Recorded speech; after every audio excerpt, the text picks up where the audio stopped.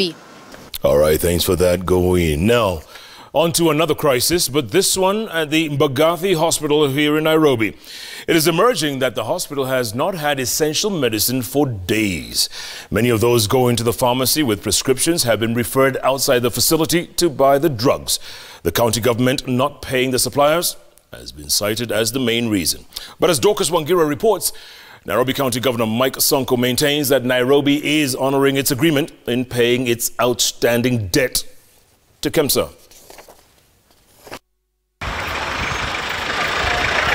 From outside, it's hard to tell the crisis at the Mbagathi Hospital. We observed those going out and coming back in with drugs bought from outside. It's not a new occurrence in public hospitals at times, but most of the drugs the patients we meet or those buying them for the patients are essential.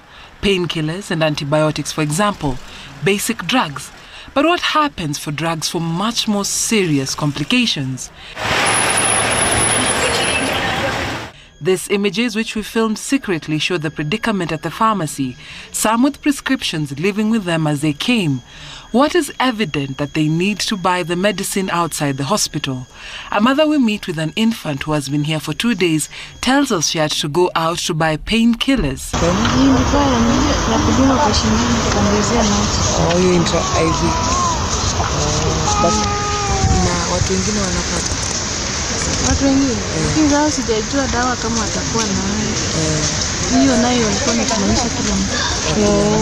Mary Mungare brought her daughter to give birth, thinking everything would be provided by the hospital. Sana na hivi tukaambiwa twende tukanunue dawa.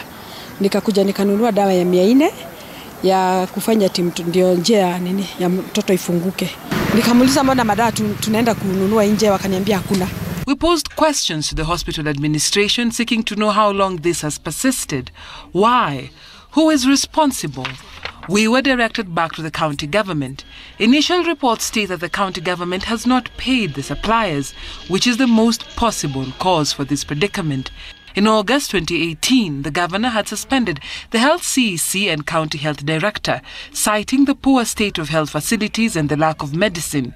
In September 2018, the then acting Health CEC appointed Veskaka Gongo was also suspended. Nairobi now has an acting Health County Executive Member, Charles Kirich.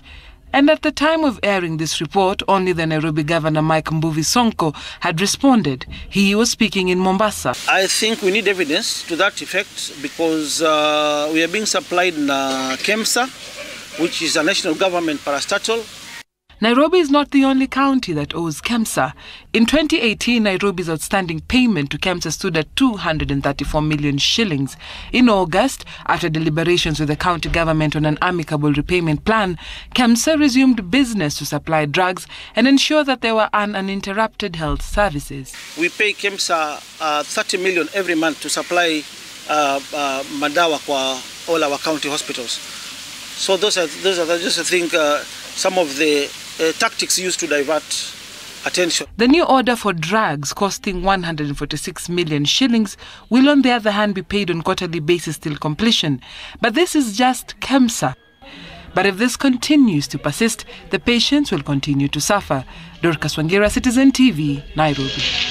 All right, thanks for that, Dorcas. Now listen to this really sad and heartbreaking story. A family in Sokoni village in Subukia area of Nakuru County is in mourning following the gruesome murder of their 5-year-old daughter. The body of the deceased was found wrapped in a sack and the face deformed beyond recognition. Marian Nyambura has more. Anne Monde, the mother of 5-year-old Chantel Njeri, is still in shock. She says she last saw her daughter on Saturday, 5th January, but now all that remains is the memories that they had together. This after Chantel went to a local church on Sunday but did not return home. Upon realizing that the child was missing, the mother and grandmother reported the incident at Subukia police station on Monday at 10 a.m. 4 hours later, the lifeless body of Chantel was found wrapped in a sack, her face deformed beyond recognition. Alikuwa ametolewa nyama yote kutoka kwa uso. Hata ungemconfirm, lakini kuna chain ilikuwa kwa mkono. Ndakuwa nimemshonesha inakuwa na jina yangu. Saa chain ndio ilituma mpaka nimjue. Amelipiwa. Ametolewa macho.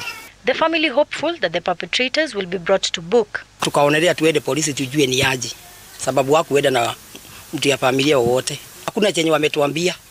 Tumekaa hapo, tukakaa hapo, tukaona watu saidi. Subukia OCPD Jacinta Morania now says that investigations have commenced to establish the cause of the murder. For Anne Mwende, the pain of losing her 5-year-old daughter is evident. Her world shattered as she struggles to make sense of the situation, wondering why someone would take away the life of an innocent girl like Chantel. Miriam Nyambura, Citizen TV, Subukia, Nakuru County.